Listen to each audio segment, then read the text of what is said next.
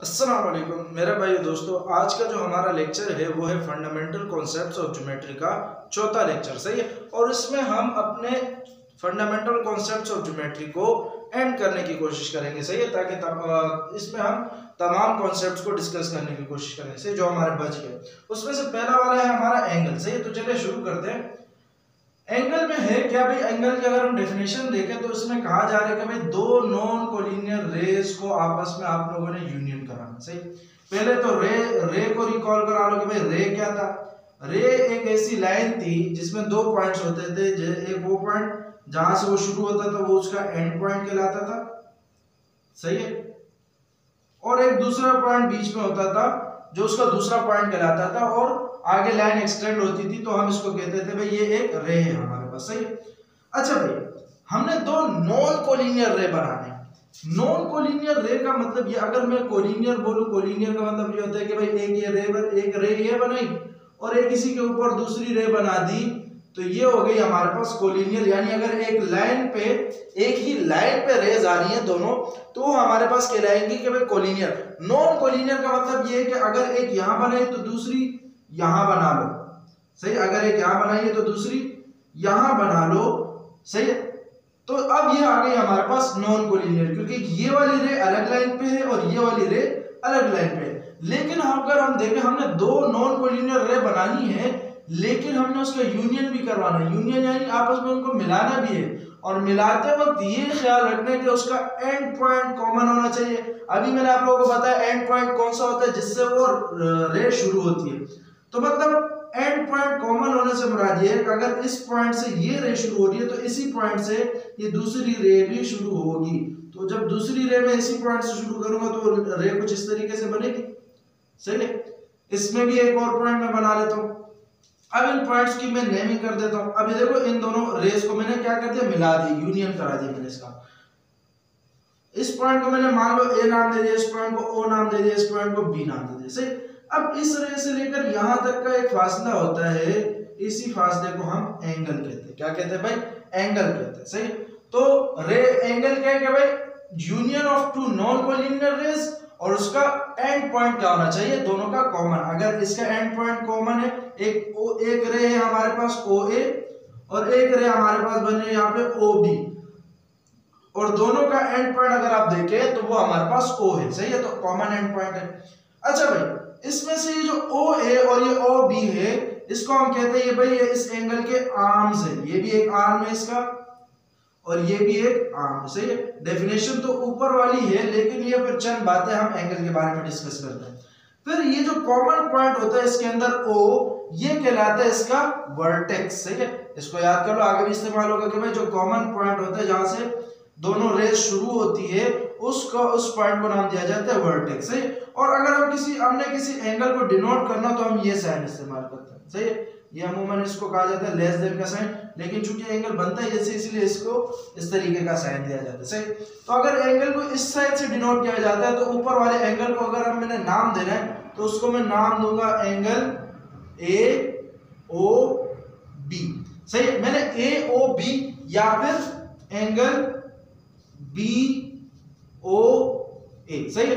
अब मैंने ओ को शुरू में क्यों नहीं लिखा, अब जरा आप इसको देखो। तो अगर देखो यार, शुरुआत अगर मैं यहां से करूं तो ओ मेरे पास बीच में पड़ रहा है, और अगर मैं यहां से करूं तो यहां से भी मेरे पास ओ बीच में पड़ रहा है, सही। तो इसीलिए ओ को बीच में लिखते। जिस पॉइंट पे एंगल बन रहा हो ना, उस पॉइंट को हमेशा हम अपने उन लेटर्स के बीच में लिखते, सही है। और अगर आप लोगों ने ये दोनों नहीं लिखने तो आप सिंपल इसको ऐसे लिख सकते हो, एंगल ओ, सही। आप सिंपल इसको एंगल ओ भी लिख सकते हो। और अगर आपने यहाँ पे कहीं स्पेसिफिक नाम दिया हुआ है, या 1 दिया हुआ है, या फिर ये जैसे यहाँ पे 1 दिया हुआ है, यहाँ पे 2 दिया हुआ है, या 3 दिया हुआ है, तो आप इसको ऐसे भी लिख सकते हो, या ये एंगल 1 है या फिर एंगल 2 है, सही। तो जो नाम दिया हो आप उसको वो लिख सकते हो, सही। अमूमन हम थीटा नाम भी देते हैं यहाँ पे, सही। एंगल थीटा, एंगल को हम यहाँ पे नाम जैसे दे देते हैं थीटा, तो एंगल के लिए हम फिर इस्तेमाल करते हैं थीटा, और फिर आगे जाके उसके बारे में बात करेंगे, सही। तो उम्मीद करता हूँ एंगल समझ आ गया होगा। अब आ जाते हैं दो टॉपिक्स और हैं। एक है उसमें इंटीरियर ऑफ एन एंगल। अब एंगल के दो हिस्से होते हैं, एक होता है इसका इंटीरियर और एक होता है इसका एक्सटीरियर। सही, इंटीरियर उसके अंदर का हिस्सा, एक्सटीरियर उसके बाहर का हिस्सा। सही, अब एक एंगल के बारे में उसके अंदर का हिस्सा और बाहर का हिस्सा कैसे पता लगाया जाए, अब इसमें देखते हैं।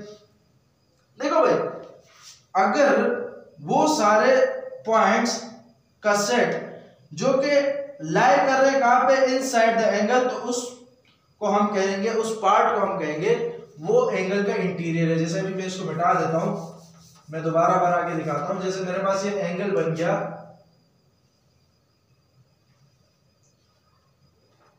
इसमें 3 पॉइंट्स है, एक ये रहा, एक ये है, एक ये है। सही है, इस पॉइंट को मैंने ए नाम दे दिया, इसको ओ नाम दे दिया, इसको बी नाम दे दिया, ये हमारे पास बन गया एंगल। सही, अगर मैं बोलूं यहां पे एक पॉइंट है पी, तो ये पॉइंट पी कहां आ रहा है? हाँ भाई, ये पॉइंट पी कहां आ रहा है? ये पॉइंट पी एंगल के अंदर की साइड पे आ रहा है। तो मैं कहूंगा कि भाई ये पॉइंट पी कहां लाई कर रहा है? एंगल के इंटीरियर पे, लाइज इनसाइड द एंगल। सही है, तो इंटीरियर पी क्या है कि भाई वो सारे पॉइंट्स का सेट जो कि कहां हो, इनसाइड द एंगल हो, तो उसी को हम, उसी जगह को भाई, यहां जो जितने भी पॉइंट इनसाइड द एंगल, जितने भी पॉइंट्स है, यानी पॉइंट से मुराद प्लेन है। सही है, जैसे जो भी चीज हो पॉइंट से मिलकर बनती है, जैसे एक लाइन भी हमारी पॉइंट से मिलकर बनती है, एक प्लेन भी हमारी ऐसे बहुत सारे पॉइंट से मिलकर बनती है। सही, तो इसके इसी वजह से यहाँ पे पॉइंट का लफ्ज इस्तेमाल किया गया कि यहाँ पे जितने भी सारे पॉइंट्स हैं, ऐसे करके जो पॉइंट्स हैं, उन सब का अगर सेट बनाया जाए, लेकिन अगर वो एंगल के अंदर की तरफ हो, तो वो जो हिस्सा है वो कहलाएगा एंगल का इंटीरियर। सही, तो अगर आप इसके जगह ये भी इस्तेमाल कर सकते हैं कि भाई the plane which lie inside the angle is called interior of the angle। अगर आप इस पूरे की जगह set of all the points, अगर ये आपको परेशानी कर रहा है, तो आप कह सकते हो कि भाई the plane which lie inside the angle is called interior of the angle। यानी वो प्लेन जो कि एंगल के अंदर की तरफ है। यहाँ पे भी दो प्लेन बन रहे हैं, अगर मैं इस लाइन को थोड़ा सा एक्सटेंड करूं, तो एक ये वाला प्लेन है और एक ये वाला प्लेन है। तो अभी आपको देख के ही समझ आ रहा है कि भाई एंगल के अंदर की तरफ वाला प्लेन कौन सा है, ये वाला। तो ये प्लेन जो है ये मेरे पास कहलाएगा इंटीरियर ऑफ द एंगल। सही है, अच्छा, और अगर मैं इसमें एक पॉइंट बना देता हूं P, तो मैं कहूंगा कि भाई ये पॉइंट P कहां आ रहा है? ये एंगल A और B के इनसाइड में आ रहा है। सही है, इसी तरीके से एक्सटीरियर ऑफ द एंगल। अब बुक में एक एक्सटीरियर ऑफ द एंगल की एक ये भी डेफिनेशन लिखी है, एक आप ये भी लिख सकते हो कि the plane which lies outside the angle, the plane which lies outside the angle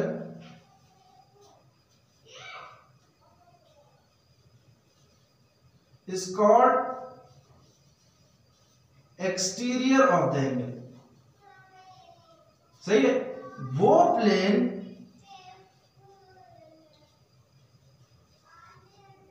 जो कि हमारे पास एंगल के आउटसाइड लाई कर रहा हो, एंगल के आउटसाइड मौजूद हो, उसको हम कहेंगे कि भाई ये एक्सटीरियर ऑफ द एंगल। आप ये डेफिनेशन भी लिख सकते हो, आप ये भी लिख सकते हो। मैंने ये लिखी इसलिए है कि ताकि मैं आपको ये बुक वाली डेफिनेशन समझा दूं। इसमें लोगों ने कहा है कि भाई सेट ऑफ ऑल पॉइंट्स का मतलब ये है कि भाई यहाँ पे एक प्लेन है। क्या भाई? ये प्लेन है, वो प्लेन जो कि ना ही इंटीरियर बना रही है, ये देखो, neither from the interior of the angle nor the points of the angle. सही है, ना ही एंगल का इंटीरियर बना रही हो, ना ही एंगल के पॉइंट्स में शामिल हो, यानी वो पॉइंट्स जो कि ना ही एंगल के इंटीरियर में हो, ना ही एंगल पे हो। यानी जैसे ये पूरा एंगल है ना, इसमें से भी वो पॉइंट नहीं, अगर वो पॉइंट यहाँ है तो भी वो एक्सटीरियर में नहीं है। लेकिन अगर यहाँ पे भी नहीं है और अंदर भी नहीं है, अगर वो पॉइंट कहीं यहाँ पे है, तो ना तो ये इस लाइन पे, ना इस लाइन पे, और ना ही अंदर है, तो ये जो पॉइंट है ये कहलाया जाएगा कि भाई ये एक्सटीरियर ऑफ द एंगल पे मौजूद है। सही, जैसे कि यहाँ पे आपने एक लिखा हुआ है कि भाई ये एंगल बनाया मैंने, यहाँ पे मैंने 3 पॉइंट बनाए, एक बनाया Q, एक बनाया R, एक बनाया S। सही, पॉइंट बनाया, उनको नाम दिया गया। अब देखो ये Q, R, S, ये तीनों जो है ना ही इन दोनों लाइन पे आ रहे हैं, ना ही इस प्लेन के अंदर आ रहे हैं। सही, एंगल के अंदर वाले प्लेन पे आ रहे हैं। तो इस पॉइंट्स को कहा जाता है कि भाई ये जो है कहाँ पे मौजूद है, ये एक्सटीरियर ऑफ द एंगल पे मौजूद है। सही है, तो समझ तो आ ही गया होगा। सही, अब जरा बढ़ते हैं अपने अगले टॉपिक की तरफ।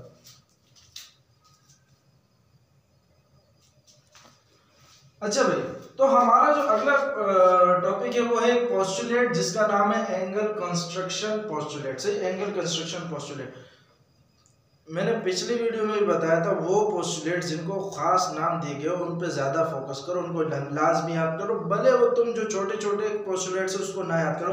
जैसे एक डिस्टेंस पोस्टुलेट हो गया, एक पार्टीशन ऑफ प्लेन का पोस्टुलेट हो गया, एक ये पोस्टुलेट आ गया हमारे पास एंगल कंस्ट्रक्शन पोस्टुलेट, एक ये एंगल एडिशन पोस्टुलेट। तो इनको लाजमी याद करो, ये 4-5 पोस्टुलेट्स है। सही है। अच्छा, एंगल कंस्ट्रक्शन पोस्टुलेट में ये कि भाई एंगल बनाना कैसे। सही। अच्छा, इसमें कहा यह जा रहा है कि भाई अगर आपके पास एक हाफ प्लेन हो, जैसे ये हमने partition of a plane postulate में पढ़ा था कि भाई अगर ये प्लेन है, इसमें से एक लाइन एल गुजार दी जाए तो ये दो प्लेन में कन्वर्ट हो जाता है। एक ये वाला प्लेन है और एक ये वाला प्लेन है, एक को H1 नाम दे दे, एक को H2 नाम दे दे। सही, तो दो हाफ प्लेन में कट हो जाता है। सही, और इसका ये वाला हिस्सा जो है ना, ये इसका कहलाता है एज। सही, ये सारी बातें मैंने पिछली वीडियो में बताई थी। अब उसमें से हमने एक हाफ प्लेन उठाया, और हमने एक एंगल बनाने की कोशिश की। सही, एंगल कैसे बनाया? ये पोस्टुलेट हमें ये कह रहा है कि भाई if one arm of an angle is along the edge of a half plane, अगर आपके एंगल का एक जो आर्म है, अभी मैंने आपको बताया ना आर्म क्या होता है एंगल के। सही, अगर एक आर्म आपका एज के अलोंग है, ये जो इसके पार्ट है ना, ये इसका एज कहला रहा है। सही है, तो एज के अलोंग है, तो आप जो दूसरी आर्म बनाओगे, दूसरी रे बनाओगे, तो आप सिर्फ एक ही रे बना सकते हो। यहाँ पे लिखा है कि भाई one and only one ray can be drawn in the half plane making an angle of a given measure between 0 degree and 180 degree। सही है। तो आप जो है यहाँ पे बात जो की जा रही है कि भाई अगर आपकी एक आर्म along the edge है, तो अगर आपको एंगल बनाना है तो आप सिर्फ एक ही रे बना सकते हो इस हाफ प्लेन में। जैसे कि मैंने यहाँ पे एक रे बनाई है, और उस रे को बनाने के बाद जो आपका एंगल हो वो कितना हो, वो या तो 0 डिग्री और या 180 डिग्री के दरमियान में होगा, या 0 या 180 डिग्री के दरमियान में होगा। अभी मैं आपको एक और चीज समझा देता हूं कि भाई 0 और 180 डिग्री के। जैसे मिसाल के तौर पर मान लो मेरे पास एक रे है, ये इसका पॉइंट O, ये इसका पॉइंट A। सही है, ये एक रे है और एक मुझे एंगल बनाना है, तो मुझे इसी पॉइंट से एक और रे बनानी पड़ेगी। लेकिन अगर मैं इसी पॉइंट पे ऐसी एक रे बना दूं जो कि इसी के ऊपर हो, और उसको नाम दे दिया भाई O और इसको B। सही है, अभी ये इसके ऊपर है तो समझ नहीं आ रहा, मैं इसको ऐसे बना रहा हूं, आपने इसको ज़हन में ऐसे माना, जैसे ये एक रे, ये हो गया O A, और एक और मैं बना रहा हूं, यही है कि भाई O से शुरू हो रहा है, लेकिन मैंने ऊपर करके इसलिए बना रहा हूं ताकि आपको साफ साफ नजर आए, लेकिन असल में ये है इसी के ऊपर। सही, तो अगर आप आपको ऐसे नजर आ रहा है कि भाई डायरेक्शन दोनों की सेम है, तो इसमें जो एंगल बनता है वो बनता है 0 डिग्री। सही, आप अगर आपने डी में चेक करना चाहो, डी का स्केल जो होता है उसमें देख सकते हो। लेकिन अगर आपको 180 डिग्री का एंगल देखना है, तो 180 डिग्री का एंगल बनने को साफ पता चल जाता है। वो कुछ इस तरीके का होता है कि भाई एक रे इस तरफ हो और एक रे उसके बिल्कुल ऑपोजिट हो। जैसे ऑपोजिट रेस के बारे में हमने पढ़ा था, तो उसके दरमियान जो एंगल होता है वो हमारे पास होता है भाई 180 डिग्री। तो इस पोस्टुलेट में ये भी बताते हैं कि भाई 0 डिग्री या फिर 180 डिग्री का कोई एंगल नहीं होता। एंगल जो होते हैं वो इसके दरमियान में होते हैं, इसके बिटवीन में होते हैं। सही है, तो ये बात समझ आई गई होगी। और यहाँ पे जो हमारे पास मेजर एंगल AOB बना है, इसको हम फिर नाम दे देते हैं भाई थीटा डिग्री। सही है, तो इसको नाम फिर हम देते हैं थीटा। सही, तो समझ आई गया होगा कि इसमें कहा यह जा रहा है कि हाफ प्लेन पे अगर एज पे आपकी एक रे आ रही है, एक आर्म आ रहा है, तो आप फिर सिर्फ एक ही रे बना सकते हो। किस चीज के करने के लिए? मेकिंग एन एंगल के लिए, एंगल बनाने के लिए। लेकिन वो इस एंगल की मेजरमेंट भी कितनी होनी चाहिए? 0 डिग्री और 180 डिग्री के दरमियान में होनी चाहिए। सही है, अब आ जाओ अपने अगले टॉपिक पे जिसका नाम है एडजेसेंट एंगल। एडजेसेंट एंगल का कहानी कुछ इस तरीके से है कि ये 3 पॉइंट उसके लिए लाजमी होने चाहिए कि दो एंगल उस वक्त एडजेसेंट हो सकते हैं जब अगर उनका वर्टेक्स कॉमन हो, उनके एक आर्म कॉमन हो और उनका intersection of their interior is null. अब जरा इन बातों को देख के मैं जो डायग्राम बना रहा हूं वो कुछ इस तरीके की कि भाई एक मैंने एंगल बनाई, इसमें 2 एंगल के बारे में जिक्र होता है। एक रे ये रे पॉइंट O और A, और एक मैंने ये दूसरी एंगल बनाई रे बनाई इसको मैंने बी नाम दे दिया, सही। ये बन गया एक एंगल, यहां से आपको नजर आ रहा होगा ये बन गया हमारे पास एक एंगल। लेकिन जो दूसरी एंगल में बनाऊं, ये ओ जो है ये इस एंगल का वर्टेक्स है। अगर जो मैं दूसरा एंगल बनाऊंगा तो उसका वर्टेक्स भी यही होना चाहिए। यही यहाँ पे कह रहे हैं कि भाई उसका दोनों का वर्टेक्स कॉमन होना चाहिए। यानी अगर मैं दूसरा एंगल इस तरीके से बनाऊं तो मेरे पास दूसरा एंगल ये बन रहा है, सही। इस रे को ऐसे करके नाम देते हैं कि भाई ये OC हो जाएगा, सही। अच्छा, कॉमन वर्टेक्स से शुरू किया मैंने। अब जरा यहाँ पे बातों को समझो कि भाई एक तो ये एंगल है, एक ये एंगल, इसको एंगल 1 नाम दे दो, इसको एंगल 2 नाम दे दो। अब देखो अगर ये एडजेसेंट है तो किन किन शर्तों को फॉलो करना चाहिए। एक तो इनका वर्टेक्स कॉमन होना चाहिए। देखो इस एंगल 1 का भी वर्टेक्स O है और एंगल 2 का भी वर्टेक्स O है, सही है। अब इस एंगल 1 के भी एक आर्म है, एक है OA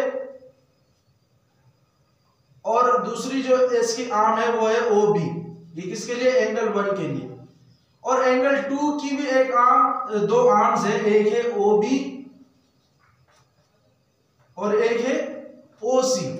हमारे डेफिनेशन के मुताबिक कहा यह जा रहा है कि दोनों की एक आर्म कॉमन होनी चाहिए, यानी दोनों की एक आर्म सेम होनी चाहिए। तो अगर देखा जाए एंगल 1 में भी OB आ रहा है और एंगल 2 में भी OB आ रहा है, यानी दोनों की एक आर्म सेम है, यानी OB एंगल 1 के साथ भी, OB एंगल 2 के साथ भी, सही। तो इस कंडीशन को फॉलो कर रही है। और इनके इंटीरियर का इंटरसेक्शन नल होना चाहिए, यानी इंटीरियर इनके आपस में मिलने नहीं चाहिए, मिलने यानी सेम नहीं होने चाहिए, सही। इनके इंटीरियर का जो है वो इंटरसेक्शन नहीं होना चाहिए, नल होना चाहिए, यानी जीरो होना चाहिए, यानी इसके इंटीरियर में कुछ सेम नहीं होना चाहिए। इंटीरियर यानी अंदर का प्लेन, सही। तो बात समझ आई होगी कि भाई इसमें सिर्फ इतनी सी बात है कि भाई इसका एक वर्टेक्स कॉमन होना चाहिए, दूसरा इसमें से एक आर्म कॉमन होनी चाहिए। तो मैं कह सकता हूं कि भाई यार एंगल 1 और एंगल 2 आपस में क्या है भाई? एडजेसेंट है। क्या है? एडजेसेंट। ये दोनों आपस में क्या है? Adjacent angle. एक तो इन दोनों का वर्टेक्स कॉमन और एक इन दोनों में एक आर्म कॉमन, सही। अब इसी के बारे में हम बातें किए जाएंगे कि भाई अब अगर मुझे एंगल 1 और एंगल 2 का एडिशन कराना है तो उसके बारे में भी एक पोस्टुलेट है कि भाई जब हम sum of the postulate number 10 है, इसका नाम है angle addition postulate. The sum of the measures of the two adjacent angle is equal to the measure of the angle formed by their non-common arm, सही। अब यहाँ पे एक और बात आ गई, सही। जैसे मैं दो एडजेसेंट एंगल बना लेता हूं, इस पॉइंट को O, इस पॉइंट को A, ये इसके साथ एक और रे आ गई, इस पॉइंट को B, सही है। एक एंगल ये आ गया, इस पॉइंट को C, एक ये एंगल आ गया, सही। अच्छा, अब अगर मैं देखूं, अगर मुझे इस एंगल 1 और एंगल 2 को ऐड कराना है, मिसाल के तौर पर मैं इसको एंगल 1 नाम दे देता हूं और इसको एंगल 2 नाम दे देता हूं। अगर मुझे एंगल 1 और एंगल 2 ऐड कराना है, या फिर मैं इसको वही नाम दे देता हूं जो हम देते हैं, सही, कि भाई एक एंगल AOB हो जाएगा। एंगल को नाम देना तो सीख ही गए होंगे कि भाई इस एंगल को क्या नाम देंगे कि भाई जो उसके आर्म्स को देख के, ये वाला एंगल जो बना है वो इन दोनों आर्म से बना है, तो इस ऊपर वाले को नहीं देंगे। तो AOB, एक एंगल AOB, और दूसरा इस वाले एंगल को देखना है तो फिर नीचे वाले आर्म को भूल जाए, तो ये आ जाएगा BOC। तो अगर आपने measure angle AOB plus measure angle BOC, measure का मतलब ये है कि भाई इनकी जितनी पैमाइश है 50 डिग्री है, 40 डिग्री है, जितना भी, अगर आपने ये दोनों करवाने हैं तो इस सिचुएशन में आपका एंगल क्या फॉर्म होगा। तो अगर आप थोड़ी देर के लिए इस वाली डायग्राम में देखें, ये डायग्राम तो इसके लिए आपने इसके साथ बनानी है। अगर आप थोड़ी देर के लिए इस डायग्राम को देखें, अगर इसमें से मैं ये मिटा दूं, अगर मैं इसमें से ये मिटा दूं तो मैं बोलूं कि भाई यार ये पूरा एक एंगल है, तो ये पूरा एंगल अगर आप देख सकते हैं कि ये 1 और 2 को ऐड करके आ रहा है, सही। इतना तो नजर आ ही रहा होगा कि भाई अगर मैं 1 और 2 को ऐड कर रहा हूं तो ये जो जितना भी एंगल है C वाली आर्म से लेकर OC वाली आर्म से लेकर OA वाले आर्म तक जो एंगल फॉर्म हो रहा है वो हमारा क्या है? इन दोनों एंगल की एडिशन है। इन दोनों एंगल की क्या है? ये हमारे पास एडिशन है। तो जो एंगल AOB और एंगल BOC, यानी ये वाला एंगल जब आप ऐड कराओगे तो एक नया एंगल बनेगा जो कि क्या होगा, मेजर एंगल AOC। इसको अपने पास नोट कर लीजिए, ये बड़ी इंपॉर्टेंट स्टेटमेंट है।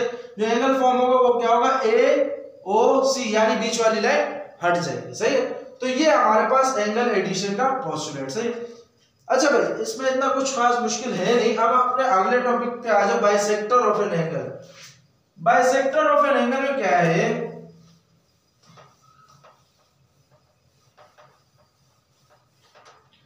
जैसे इसमें लिखा हुआ है कि भाई if two adjacent angles are equal in measure, जैसे मैंने मान लो दो एडजेसेंट एंगल बना लिए, इस बार कुछ नए तरीके से बनाता, एक ये मान लो इस तरीके से कि भाई दोनों एडजेसेंट एंगल, इस पॉइंट को A नाम दे दो, इसको O नाम दे दो, इस वाले को B नाम दे दो, इस वाले को C नाम दे दो, कुछ भी नाम दे सकते हो अपने से, कि भाई अगर दोनों के दरमियान बनने वाले एंगल सेम है, यानी मेजर एंगल, इस वाला एंगल के एंगल AOB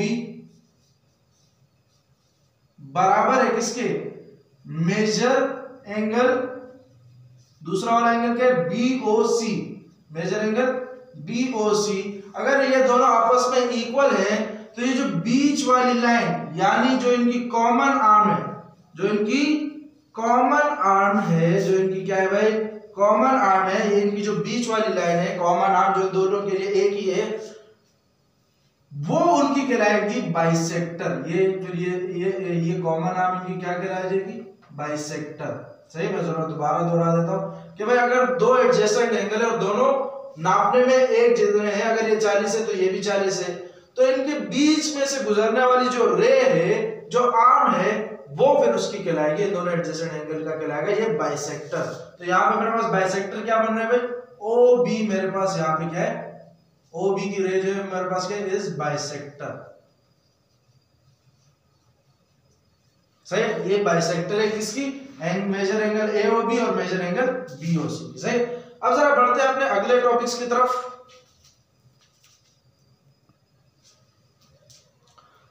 अच्छा भाई, तो पोस्टुलेट नंबर 11, इसके बाद पोस्टुलेट नंबर 11 हमें ये बताता है कि भाई आप अगर दो एडजेसेंट एंगल का बाइसेक्टर बनाते हो तो सिर्फ बाइसेक्टर जो है वो सिर्फ एक ही बन सकते हैं, एक से ज्यादा नहीं बन सकते। सही।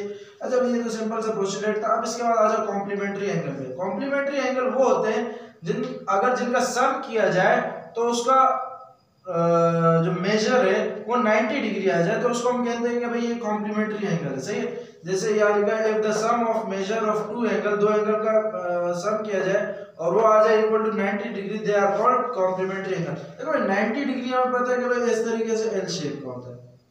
किस तरीके का होता है भाई, एल शेप का होता है। अगर मैं इसमें ऐसे कोई लाइन खींच दूं, मैं यहाँ पे कहूँ कि भाई एक ये एंगल 1, एक ये एंगल 2। सही। अब मुझे पता है भाई एंगल 1 और एंगल 2 से को ऐड करने से मेरे पास ये एल शेप आ रहा है, एंगल 1 प्लस एंगल 2, ये मेरे पास एल शेप आ रहा है, और एंगल एल शेप को हम कहते हैं भाई ये 90 डिग्री। तो एंगल 1 और एंगल 2 ये दोनों के कॉम्प्लीमेंट्री एंगल है। सही है, each one is called complement of the other, हर एक जो है ना वो दूसरे का कॉम्प्लीमेंट कहलाया जाता है। सही। अगर ये एल शेप थोड़ा टेढ़ा हो गया तो इसको मतलब थोड़ा ऐसे सीधा कर ले।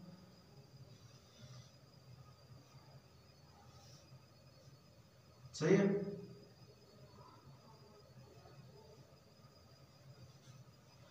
अच्छा भाई, तो हाँ, ये था हमारे पास कॉम्प्लीमेंट्री एंगल। कॉम्प्लीमेंट्री एंगल क्या है कि भाई अगर हम दो एंगल को सब करें तो उसका जो मेजर है वो 90 डिग्री है, तो उसको हम कहते हैं भाई कॉम्प्लीमेंट्री एंगल। सही।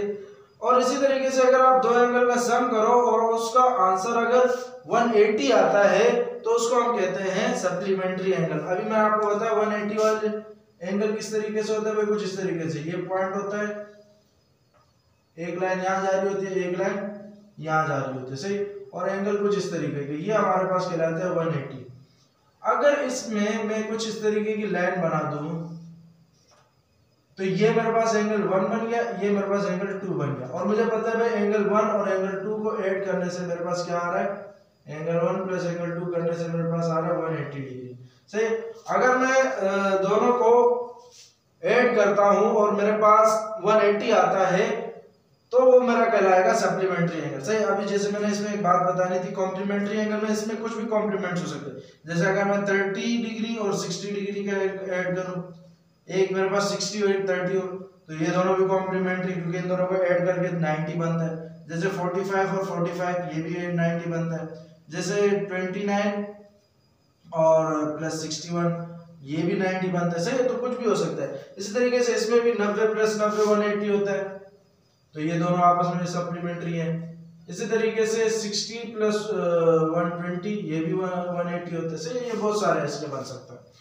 अच्छा भाई, फिर इसका बाद एक आता है postulate. Postulate number 12 supplement postulate. ये भी बड़ा इंपॉर्टेंट है कि भाई जब दो non common arms of two adjacent angle के कोलिनियर हो तो वो होते हैं सप्लीमेंट्री। अब जरा इस बात को समझो भाई, दो नॉन कॉमन आर्म का मतलब क्या है। जैसे मेरे पास ये एंगल बना,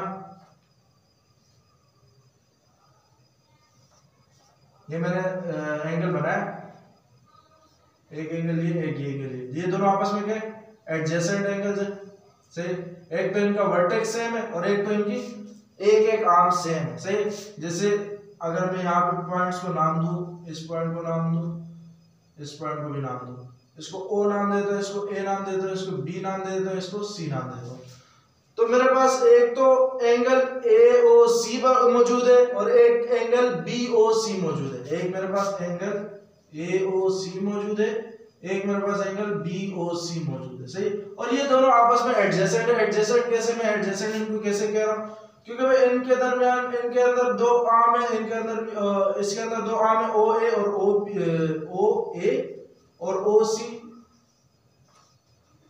एंगल AOC के अंदर दो आर्म्स है, दो रेज है, AOA और OC। और इसी तरीके से इसके अंदर भी है OB और OC। और मुझे पता है भाई इन दोनों में से एक कॉमन आ रहा है OC।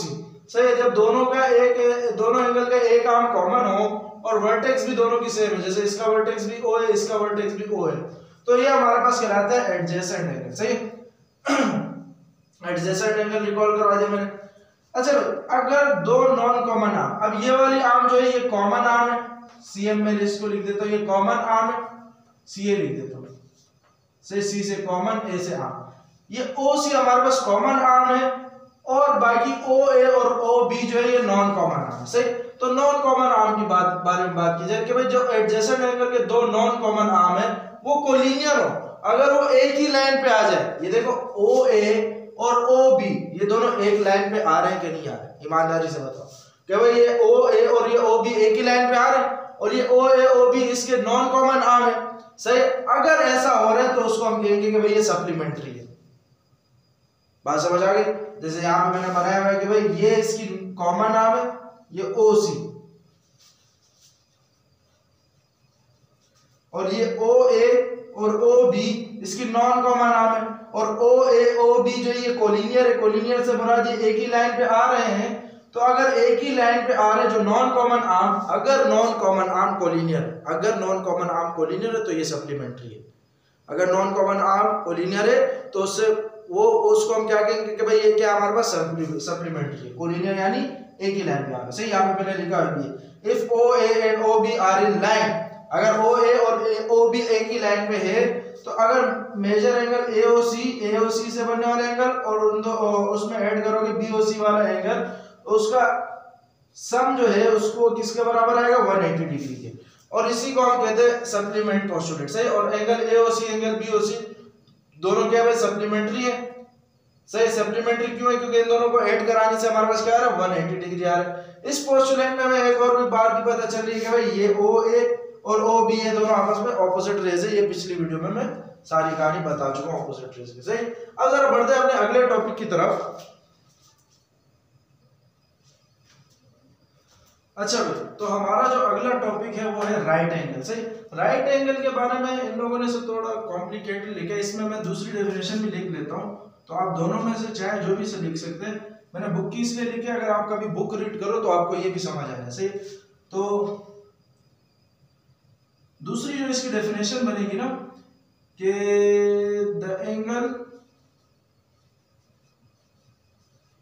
Of 90 degree in measure, अगर कोई एंगल मेजर कर रहे हो और वो 90 डिग्री आ रहा है तो उसको हम कहेंगे इज कॉल्ड राइट एंगल। सही, वो एंगल जिसकी मेजरमेंट 90 डिग्री आ रही है तो उसको राइट एंगल कहा जाता है। इस छोटी डेफिनेशन भी लिख सकते हो और ये भी लिख सकते हो। इसको जरा मैं समझा देता हूँ। ये मैंने इसलिए लिखा ताकि अगर बुक रीड करो, कभी रीड करने का मन है उसमें ये पढ़ो तो कंफ्यूज ना हो। इसमें लिखा हुआ है कि भाई अगर दो सप्लीमेंट्री एंगल अभी मैंने तुम लोगों को बताया वो एंगल जो के जिनको ऐड किया जाए 180 बने। सही, अगर दो सप्लीमेंट्री एंगल इक्वल हो, जैसे मान लो 180 को 180 सप्लीमेंट्री एंगल को ऐड करके 180 बनता है, तो ऐसे दो कौन से इक्वल एंगल हैं जिनको ऐड करके 180 बने, या ऐसे दो कौन से सेम नंबर है जिनको ऐड करके 180 बने, तो वो 90 और 90 है। अगर 90 और 90 को ऐड किया जाए, ये दोनों सेम नंबर को ऐड किया जाए तो 180 बनता है। तो बोले अगर दो सप्लीमेंट्री एंगल हो और वो इक्वल हो मेजर में, तो उनमें से जो हर एक एंगल है वो कहला जाएगा भाई राइट एंगल। सही, जैसे ये सप्लीमेंट्री एंगल है, ये दोनों सप्लीमेंट्री एंगल है क्योंकि ये दोनों मिलके आपस में एक सीधी लाइन यानी 180 की लाइन बना रहे हैं, तो ये भी हमारे पास राइट एंगल होगा। सप्लीमेंट्री एंगल हो लेकिन मेजरमेंट में इक्वल हो। मेजरमेंट में इक्वल से मुराद ये है कि भाई दोनों 90 डिग्री हो, क्योंकि दोनों 180 के लिए 180 की एडिशन के लिए दोनों दो सेम नंबर ढूंढना वो ये है कि भाई 90 और 90 को आपस में ऐड करा दो। सही, फिर दूसरा आता है हमारा परपेंडिकुलर। परपेंडिकुलर भी इसी के बारे में कि भाई दो लाइन रेज या फिर सेगमेंट यानी हिस्से आपस में परपेंडिकुलर होते हैं। कब? जब वो दोनों राइट एंगल बना रहे हो। सही है, जैसे इसमें देखो एक लाइन है L1 और एक लाइन है L2, ये दोनों आपस में क्या बना रहे हैं? 90 डिग्री का एंगल बना रहे हैं। एल शेप यानी 90 डिग्री। तो हम कह सकते हैं कि भाई ये L1 और L2 आपस में परपेंडिकुलर है, और परपेंडिकुलरिटी का साइन ये होता है। परपेंडिकुलरिटी को हम इससे डिनोट करते हैं, तो मैं लिख सकता हूं L1 परपेंडिकुलर टू L2। सही है, तो परपेंडिकुलर भी समझ आ गई। जहां कभी कहीं भी परपेंडिकुलर का लफ्ज सुनो ना मैथ में, फिजिक्स में या सब्जेक्ट में, तो उसका मतलब भी यही होता है कि इसमें 90 डिग्री का एंगल बनने से। मैथ और फिजिक्स में अक्सर ये लफ्ज इस्तेमाल हो रहा होता है, आगे जाके और भी ज्यादा इस्तेमाल हो रहा होगा परपेंडिकुलर का लफ्ज। तो परपेंडिकुलर जहां भी दिखे तो समझ जाओ इन दोनों लाइन के दरमियान क्या बना हुआ है? 90 डिग्री का एंगल बना। सही, अब फिर हमारे पास कुछ बेसिक एंगल होते हैं कि भाई एक एक्यूट एंगल वो है कि जिसकी मेजरमेंट करो और वो 90 से लेस देन आ जाए तो उसको हम एक्यूट एंगल कहते हैं। लेकिन अगर 90 से ग्रेटर आ रहा है, 90 से बड़ा आ रहा है उसकी मेजरमेंट, तो उसको ऑब्ट्यूस एंगल।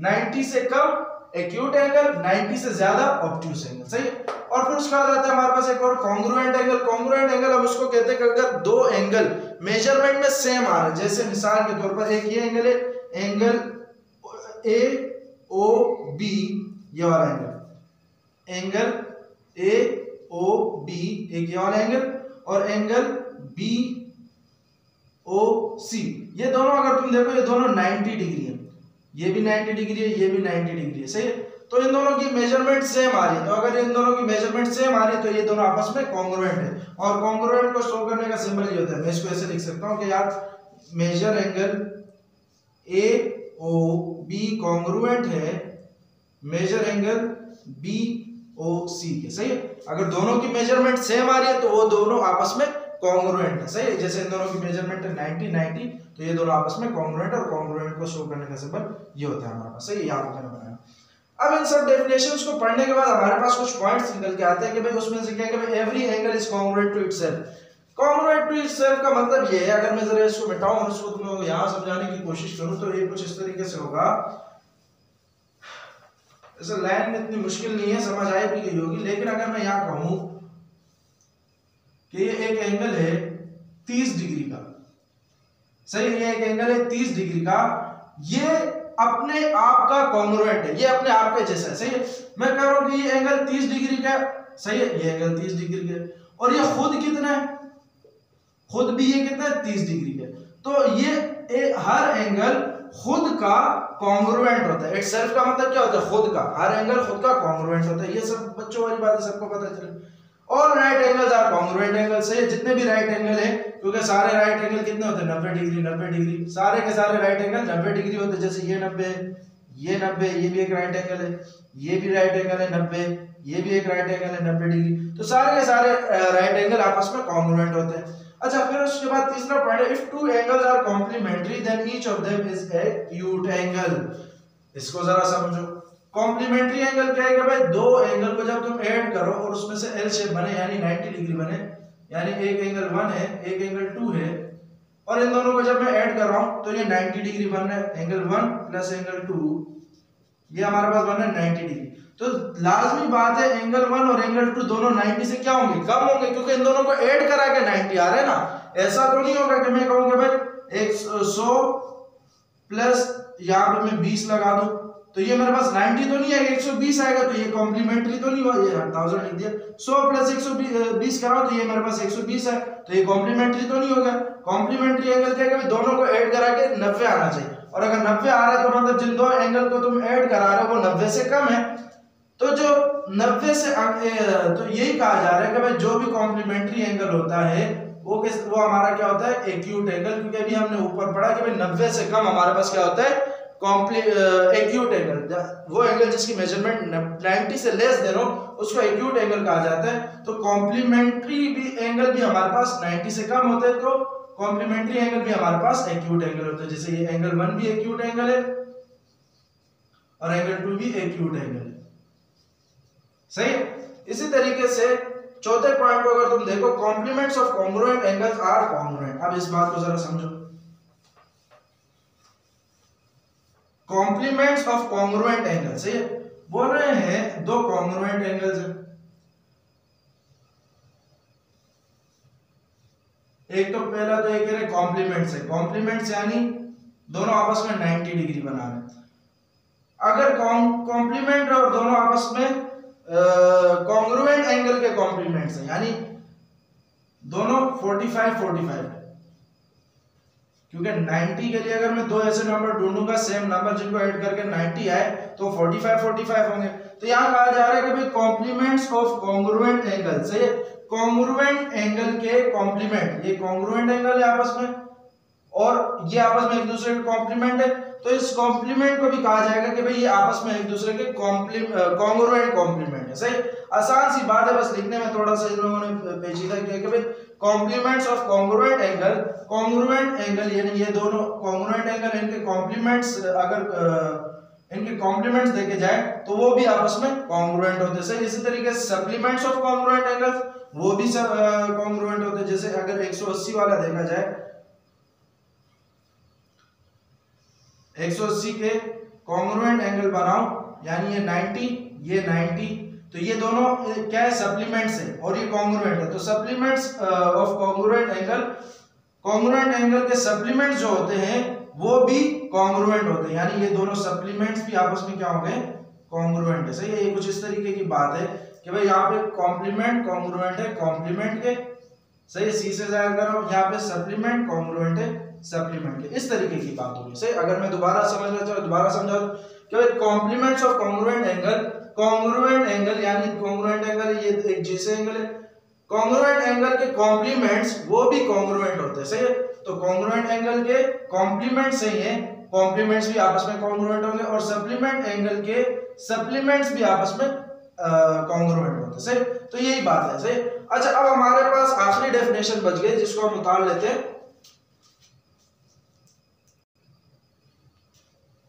अच्छा भाई, तो आखिरी जो डेफिनेशन है वो हमारे पास वर्टिकली ऑपोजिट एंगल, सही है। वर्टिकली ऑपोजिट एंगल के बारे में क्या कहा जाता है कि the angles whose arms form two pairs of opposite rays are called vertically opposite angle, और वर्टिकल एंगल भी हम इसको कहते हैं।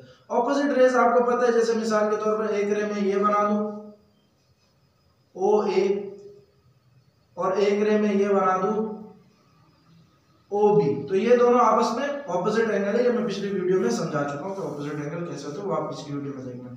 इसमें ये कहा जा रहा है, मान लो दो एंगल है, दो एंगल हैं और वो आपस में दो पेयर बना रहे हैं ऑपोजिट रेस के, सही। किस तरीके से बना रहे हैं, तो वो आपस में वर्टिकली ऑपोजिट एंगल है। अब किस तरीके से बना रहे हैं उसको जरा देखो।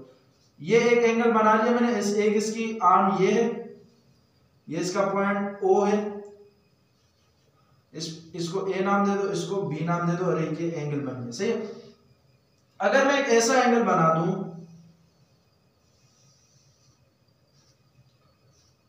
इसके भी दो आर्म्स है, एक को नाम दे देता हूं सी, एक को नाम दे देता हूं डी। सही है। अब देखो इन दोनों का एंगल बनाने की वजह से, अब देखो अगर तुम लोग गौर करो तो एक लाइन मेरे पास ये बन रही है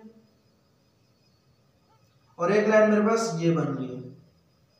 सही है। और अगर इस लाइन को गौर करो तो ये कुछ इस तरीके की है कि भाई बीच में सेम पॉइंट, फिर यहाँ पे एक पॉइंट, फिर बीच में सेम पॉइंट, फिर यहाँ पे एक पॉइंट। सही है। और इसी कंडीशन को हम कहते हैं ऑपोजिट रेस। तो यहाँ देखो ये भी एक ऐसा है कि नहीं कि बीच में सेम पॉइंट, यहाँ पे एक पॉइंट, बीच में सेम पॉइंट, एक यहाँ पे पॉइंट, एक ये ऑपोजिट रे और एक ये ऑपोजिट रे। तो ये दोनों आपस में क्या कर रहे हैं, दो एंगल की वजह से दो पेयर बन रहे ऑपोजिट रे के। सही है। दो पेयर बन रहे ऑपोजिट रे के।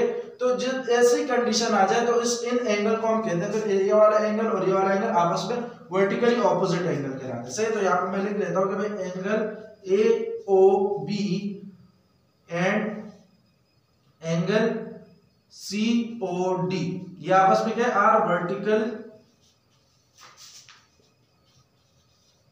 एंगल भी कह सकते हैं या वर्टिकली ऑपोजिट एंगल, दोनों बातें एक ही है। सही है। वर्टिकल एंगल कब कह सकते हैं, जब उनको बनाने से आपके पास दो ऑपोजिट रेस बन रही हो। सही है। दो ऑपोजिट रेस बन रही हो, ये एक ऑपोजिट ये बन रही है, एक ऑपोजिट ये बन रही है। सही। इसी तरीके से अगर मैं एक यहाँ पे एंगल बनाऊं और एक यहाँ पे एंगल बनाऊं तो ये दोनों भी आपस में वर्टिकल एंगल होंगे। सही है। तो यहाँ मैं लिख लेता हूं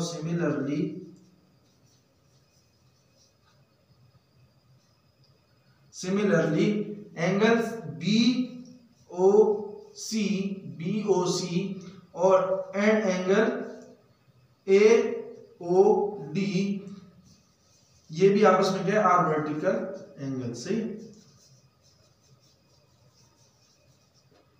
तो भाई इसके साथ हमारा चैप्टर पहुंचते हैं इख्तिताम को, और ये हमारे चैप्टर की आखिरी डेफिनेशन थी। इसी के साथ हमारा चैप्टर खत्म हो गया।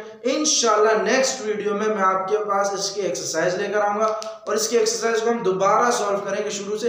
वैसे इसकी एक्सरसाइज तो सॉल्व कर लेनी चाहिए अभी आपको, क्योंकि मैंने सारी की सारी डेफिनेशंस लिखवा दी हैं, तो उस एक्सरसाइज को सॉल्व करने में कोई मसला नहीं होना चाहिए। सही है। लेकिन फिर भी हम अपनी तसल्ली के लिए एक बार इसकी एक दूसरी वीडियो बना लेंगे, और तब तक के लिए अपना ख्याल रखें, इन डेफिनेशंस को याद रखें, खास तौर पर उन पोस्टुलेट्स को जिनको अलग से नाम दिए गए हैं, जैसे डिस्टेंस पोस्टुलेट हो गया, पार्टीशन ऑफ प्लेन पोस्टुलेट हो गया, एंगल कंस्ट्रक्शन पोस्टुलेट हो गया, एडिशन ऑफ एंगल पोस्टुलेट हो गया, और एक और भी मेरे ख्याल से मेरे पास आया था, इसमें मैं नाम जहन से निकल गया। तो सारे पोस्टुलेट, सारी डेफिनेशन, सारे सब कुछ याद करने, क्योंकि इस दफ़ा कुछ पता नहीं है, क्योंकि आपकी बुक आधी हो गई है, और आधी बुक होने की वजह से आप कोई भी टीचर ये अंदाज़ा नहीं लगा सकता कि पेपर में क्या आएगा। तो इसलिए आपको याद सब करके जाना। सही है। तो अपना ख्याल रखें, याद करते रहें, पढ़ते रहें। सही है। तब तक के लिए अल्लाह हाफिज़।